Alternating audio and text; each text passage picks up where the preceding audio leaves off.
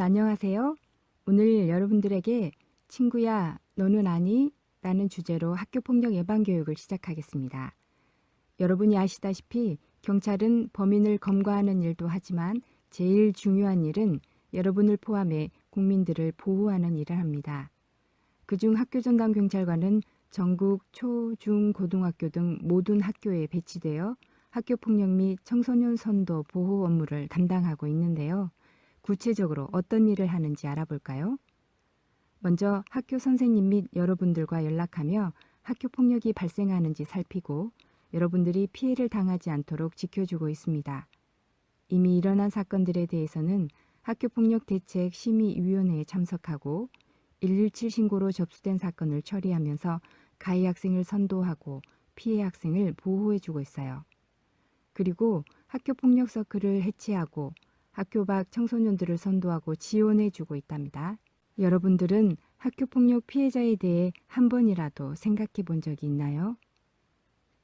학교폭력을 당한 피해자가 학교에 얼마나 오기 싫었을지, 괴롭히는 친구들 때문에 얼마나 가슴이 아팠을지 단 한 번이라도 생각해 봤나요?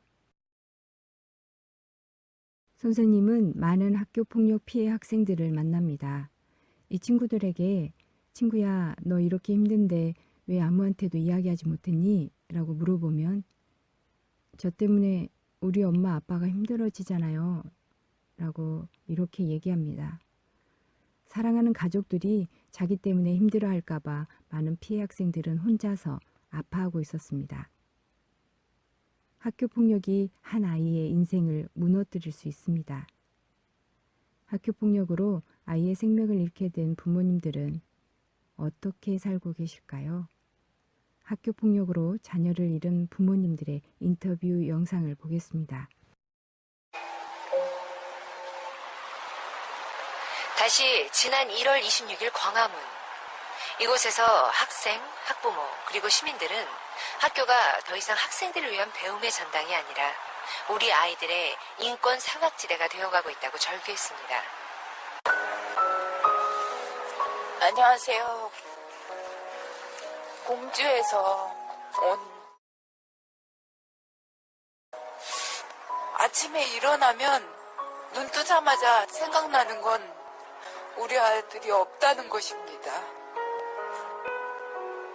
아들이 없다는 걸로 하루를 시작한다는 그 고통을 생각해 보셨어요?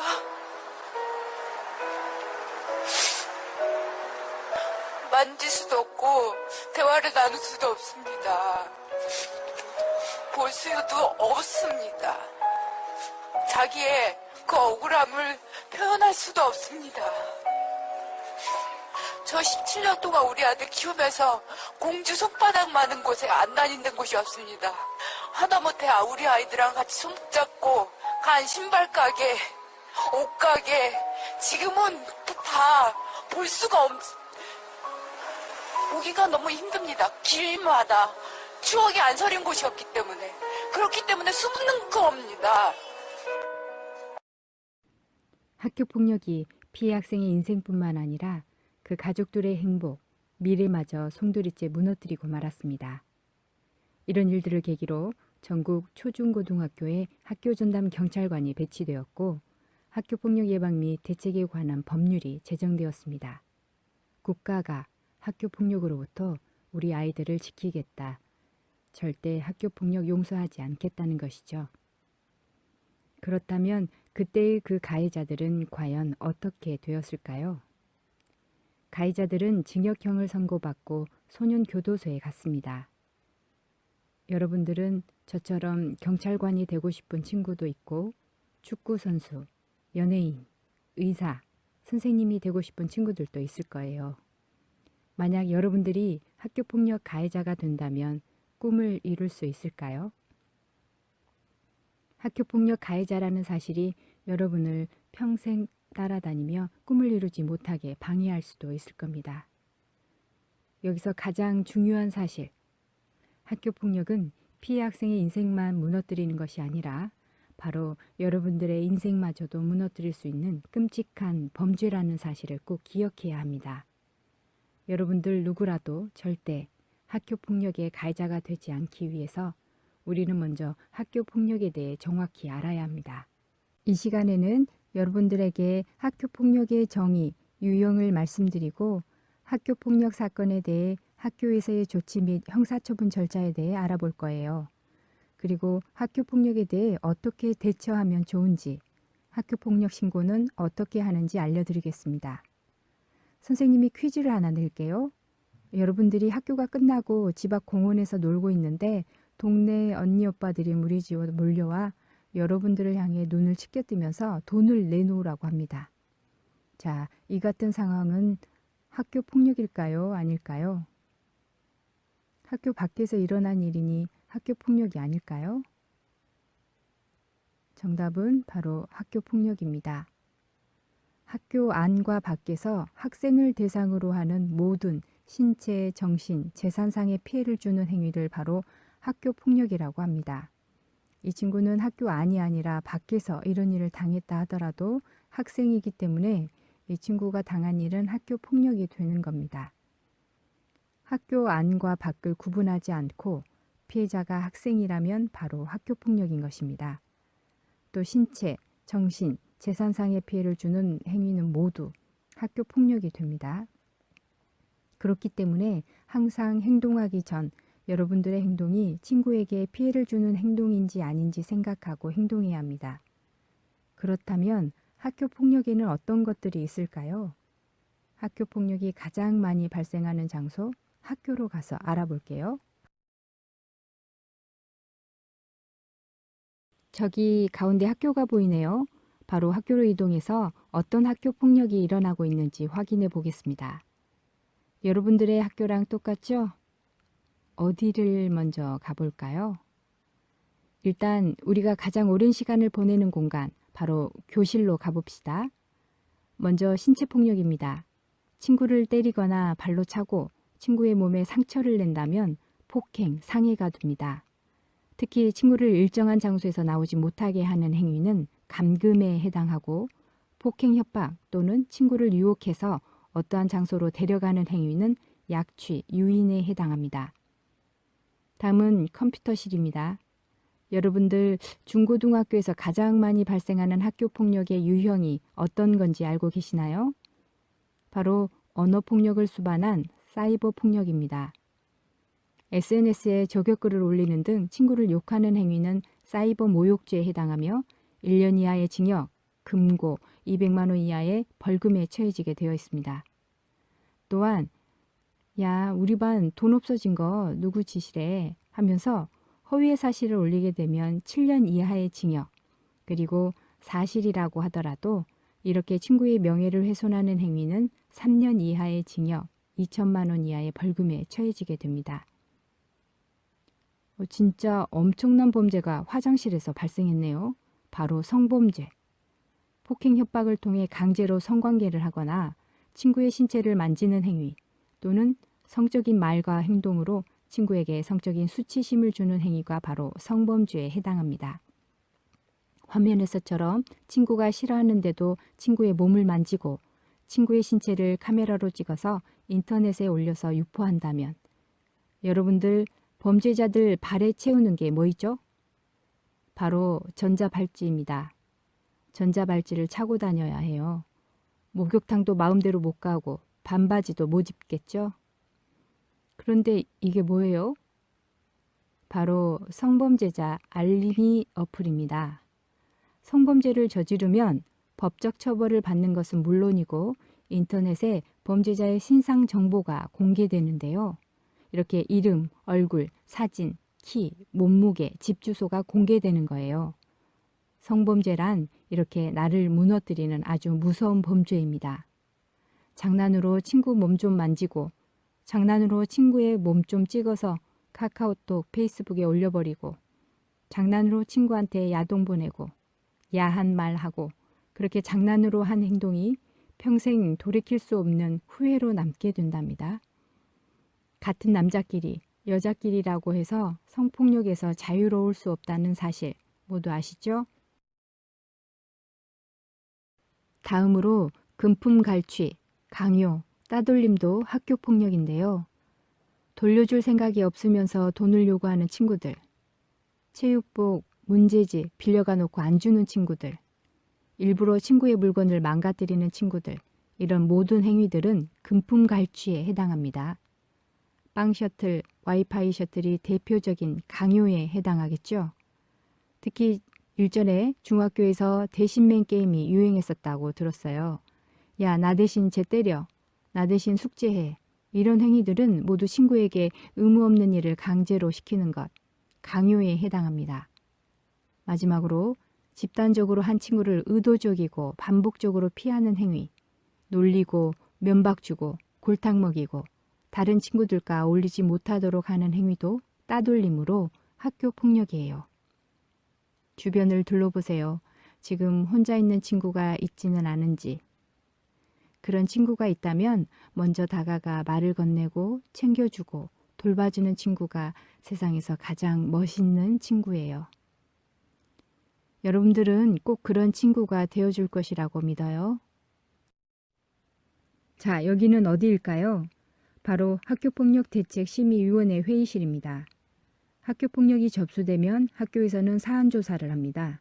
이때 상호 사과와 화의가 있고 조정이 되어 학교장 종결 처리가 되지 못한 경우 학교폭력대책심의위원회가 열리게 되는데요. 이렇게 부모님까지 학폭위에 참석하시게 됩니다. 학폭위가 열려서 가해 사실이 드러나면 가해 학생에게 서면 사과, 보복 금지, 학교 봉사, 사회 봉사, 출석 정지, 특별교육, 학급 교체, 전학, 퇴학과 같이 1호부터 9호까지의 조치가 내려질 수 있습니다. 가해 학생 조치는 이렇게 생활기록부에 기록이 됩니다.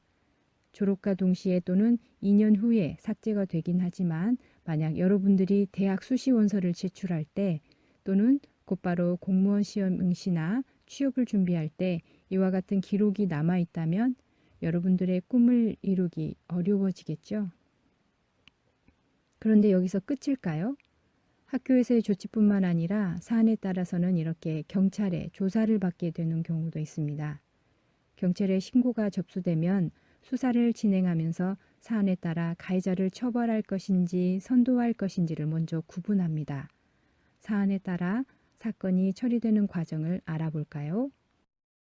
처벌 대상의 경우 나이에 따라 만 10세에서 만 14세 미만은 촉법 소년에 해당하여 소년법원으로 송치, 만 14세에서 만 19세 미만은 범죄 소년에 해당하여 검찰로 송치됩니다. 선도 대상의 경우 선도심사위원회 절차를 통해 한 번 더 선도의 기회를 주기도 합니다. 경찰에서 가정법원으로 사건을 보내면 재판을 받게 됩니다. 우리에게는 친숙하면서도 무서운 판사님이 계시죠? 바로 천정호 판사님이십니다. 학교 폭력을 저지른 청소년들이 판사님 앞에서 재판을 받는 영상을 보도록 하겠습니다. 학교 폭력의 가해자, 일진, 짱이라고 불리는 아이들. 이 아이들은 대체 어떤 아이들일까요? 헤어들 아이기로 몸을 꺾어가지고 바다에 빠뜨린다고 위협하고 돈을 상납하지 않는다고 때리고 112회 1,400만 원 가까이 가르쳐하고 아내를 이렇게 집중적으로 괴롭히면 그 아이는 자살 안 한 거지. 참 다행이라. 선생님, 한번 봐주세요. 안 돼, 바꿔줘. 바꿀 생각 없어. 빨리 돌아가.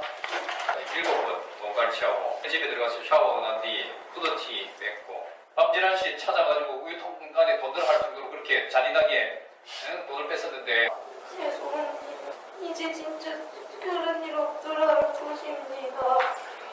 그 아이들이 이렇게 지긋지긋하게 괴롭힐 때 이렇게 날 줄 몰랐어? 돌이킬 수 없는 잘못과 뒤늦은 후회로 눈물바다를 이루고 나는 소년법정. 그런데 이곳에서 목격한 학교폭력 가해자의 모습은 세상의 편견과는 많이 달랐습니다.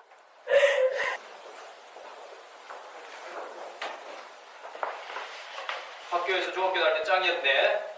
네.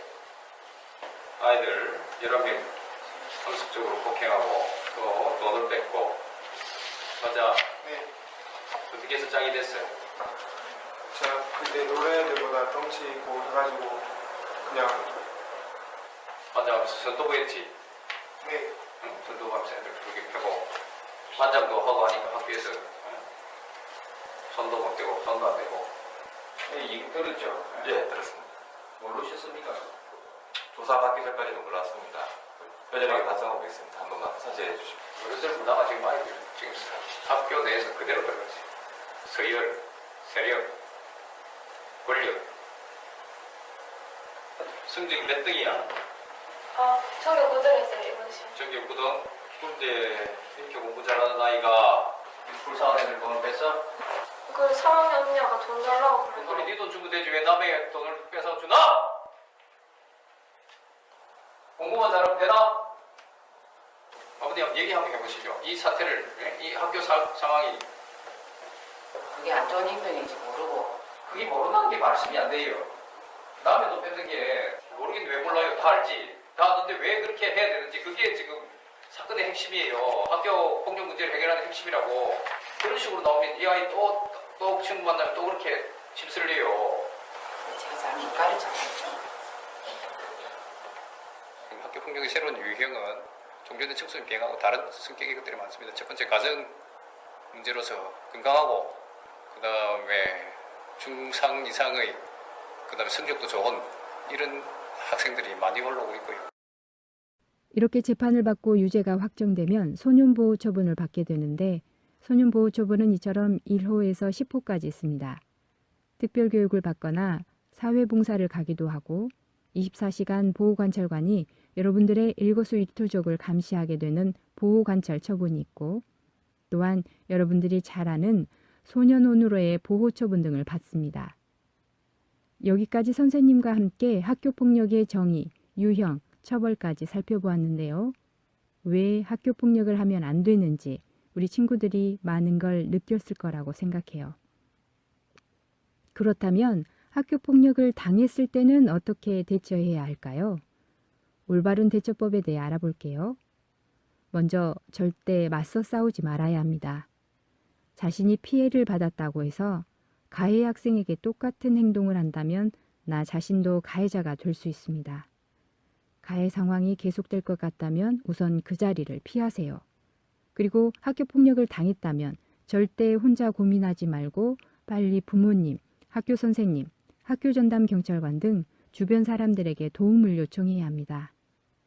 만약 여러 명에게 집단적으로 괴롭힘을 당하고 있다면 주변 사람들에게 도움을 요청한 후에도 등하교 방법을 바꾸고 되도록이면 혼자 다니지 않아야 합니다. 학교폭력을 해결하는데 제일 중요한 사람이 있는데요. 바로 학교폭력을 목격하게 되는 여러분들입니다. 모르는 척 방관하지 않고 여러분들이 학교폭력 피해자를 위해 적극적으로 신고해 준다면 슬픔에 빠져있던 한 친구의 인생이 행복으로 바뀔 수 있습니다. 주먹을 이기는 손가락, 학교폭력을 이기는 손가락, 바로 117을 누르는 여러분들의 손입니다. 학교폭력 목격 시 방관하지 말고 친구를 위해 117 앱을 설치하고 신고해 주세요. 국번 없이 117에 전화하거나 샵 0117로 문자를 보내 신고해 주셔도 됩니다.